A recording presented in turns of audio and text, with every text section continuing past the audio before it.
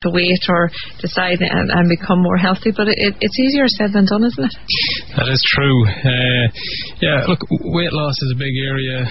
There's high commercial interest, and therefore a lot of fad diets and dubious claims. There's on average 2 diet books published per week. Really? 2 per week? Yeah, 2 per week.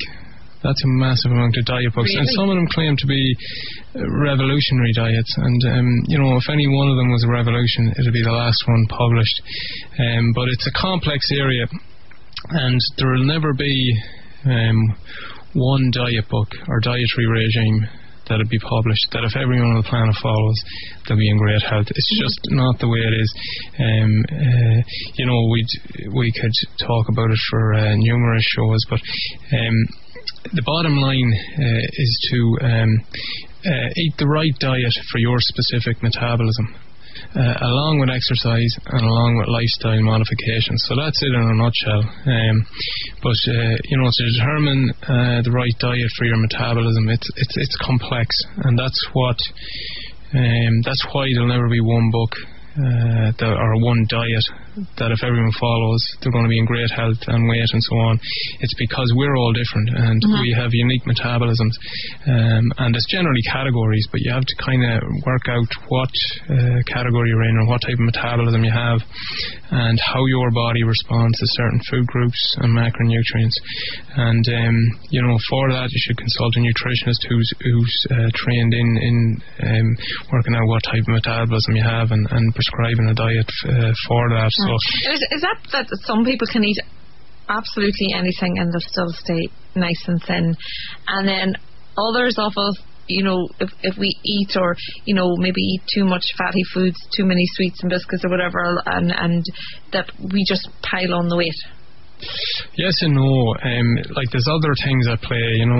Some people have glandular imbalance and hormone imbalance that, if 2 people sat down and at the same, I suppose, caloric intake in one meal, one would tend to store more energy as fat, and the other one might burn it up. So again, metabolism could be faster.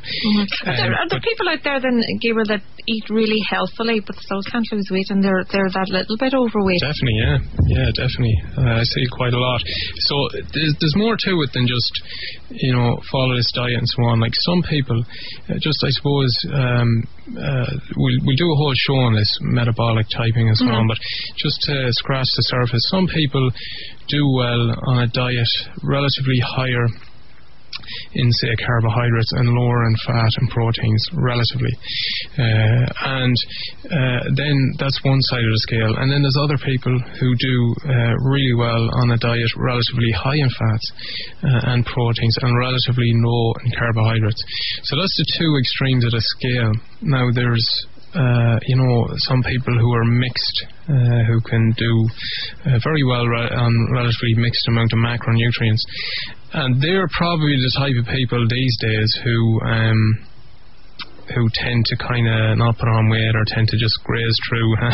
But it's and that's what the important aspect is to work out what type of metabolism you have.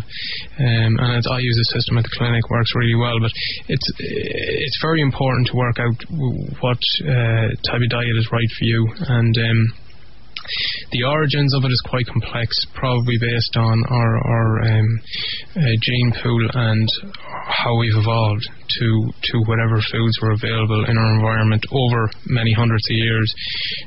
So a lot of our metabolic and biochemistry systems have evolved on evolution over hundreds of years, and in the last 100 years we could say that our food chain has changed immensely from what it was prior to that. Prior to foods coming into Ireland, we'd say the diet that we had traditionally in Ireland was very different than what it is today. It is very hard to know what to eat that's right. I mean, you'd be someone that don't necessarily like foods coming out of a tin, for example, would you? Well, I don't like processed foods, and generally it's processed foods in tins, packages, cans. And what about frozen foods, microwave foods? Yeah, it's big area. There's some foods that freeze and hold their nutrient content. It'll never be the same as fresh foods prepared without being frozen and so on. And what about low fat this, low fat that? You know, heat up this dinner, but it's a low fat aimed at people who are losing weight, and pop it in the microwave, and there you have your dinner in a few minutes, and it's got the correct amount of calories and all that. Well, what do you think of foods like that? It's rubbish. It's all rubbish. They're all fad, based on fad diet principles and a kind of a starvation regime. And so would you be a person that's saying there's nothing like buying your fresh vegetables, your fresh meat, your fresh fruit, and preparing your dinner and cooking it?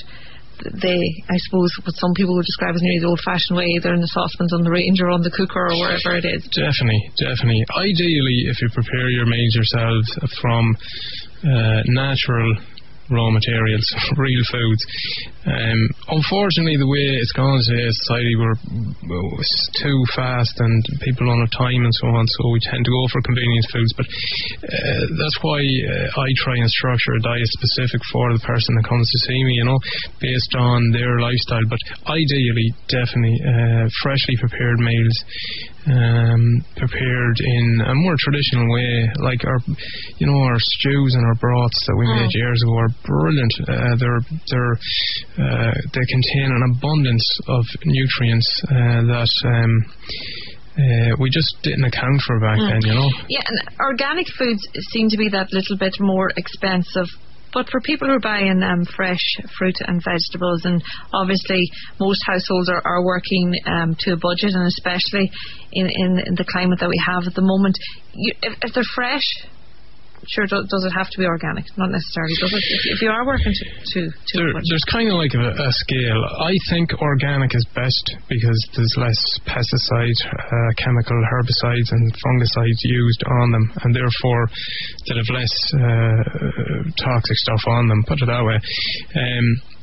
Now, after that, definitely locally grown fresh stuff is best. You can't beat it, you can't beat local stuff because it hasn't travelled for a half a week or a week on a plane or wherever, and so it's come, and it's not long from when it comes out of the ground and gets to you. Plus it goes through a similar type of climate that you're experiencing, and there's a lot to be said about that at a really fine level. So buy Irish fruit and veg where you possibly can. and buy Sligo stuff where you possibly can, and Donegal stuff, get the Leitrim stuff too. And Leitrim stuff too. You better throw them in all three counties. Definitely local stuff to the northwest, put it that way, and would be the best. And ideally, again, if you can grow your own in the back garden, better again. All the better. But so there is a scale. I think organic's best, then fresh, and then after that, if you can't get it, then say maybe frozen stuff, but it'll never be as good as the fresh stuff. There's certain aspects of weight, just talking about weight loss, and there's one that's relevant to all, and that's insulin resistance, and this is an important one, and one I'd like to talk about a bit. Let me point out that having high body weight is not the problem. Having increased body fat is the problem. And in fact, having increased muscle mass and a high body weight is actually beneficial. The research is quite clear.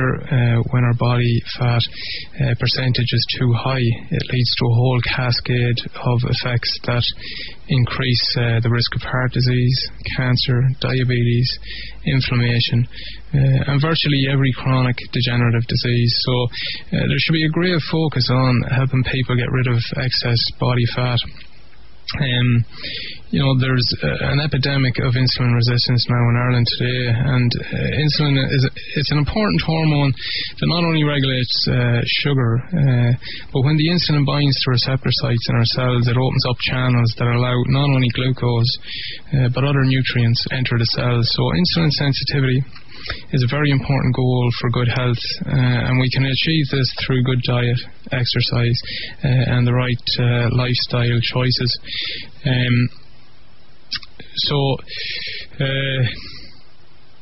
If you don't have that insulin sensitivity, it increases your risk of being overweight and developing type 2 diabetes, and suffering all the consequences of, or that this condition creates.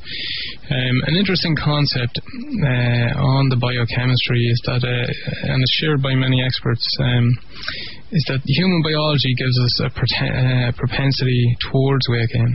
So why is that? Well, because nature wants us to survive, so nature has built into our physiology a very unique system that we can overcome food, or that we overconsume food when food is plentiful. The more we eat excess of our requirements, the more it leads to a dampening of the hormone insulin, which also leads to abdominal fat gain, increased number of fat cells, increased size of abdominal fat cells, and this leads to the secretion of compounds that further dampens the effect of insulin. It was just when we were all saying, oh my goodness, I can't get a nice flat tummy, or... Yeah, true. Some people tend to kind of hold it around their tummy, and they're probably... that's every woman's nightmare, I think. Yeah, the tummy.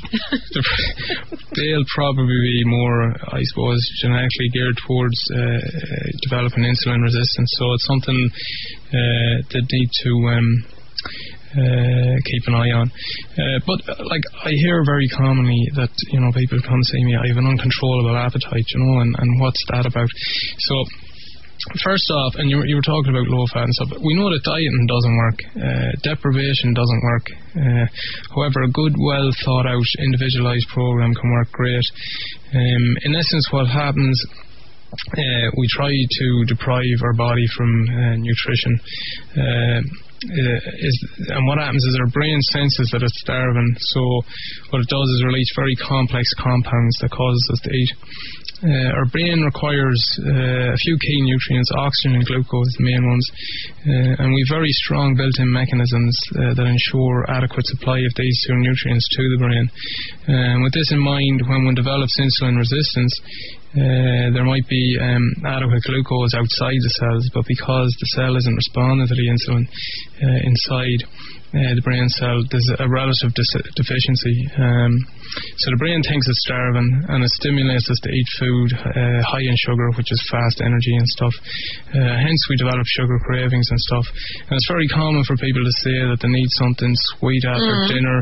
Their energy lags, you know, maybe within the hour after lunch, and they're nearly asleep on their computer unless they have something sweet, like a little pick-me-up or whatever. And this is why. So if you ask some people, say, just to highlight it, if you ask some people to hold their breath, some people could hold their breath longer than others, but eventually everyone's going to start breathing at some stage. It's impossible to kill yourself by holding your breath, because very powerful survival mechanisms will overpower your strong will. And the exact same, that's an analogy to what it's like trying to lose weight or trying to control energy based on these fad diets, because you know, the body's going to keep going until it's nourished. So the key is nourishing foods and so on. So going on these diets further compounds the situation, because you know, you have a strong willpower, but it can't overcome the very primordial, very deep-rooted survival mechanisms within the brain, designed to preserve health. So what happens is people goes on the diet and end up weighing more at the end of it than when they're started out, and this is actually can also be associated with certain brain problems like anxiety, mood swings and depression. It's, you know, people who go on diets, or even if they're not, if they just kind of half eat low fat foods and these processed foods, they tend to have food cravings a lot, and it's something that, you know, people have a problem with. They crave a lot of sugar and sometimes savoury stuff. But with the sugar cravings and food cravings in general, it's generally to do with a relative drop in blood sugar levels that causes the cravings. But it can also cause anxiety and irritability and poor concentration, poor cognitive dysfunction, and so on. So the key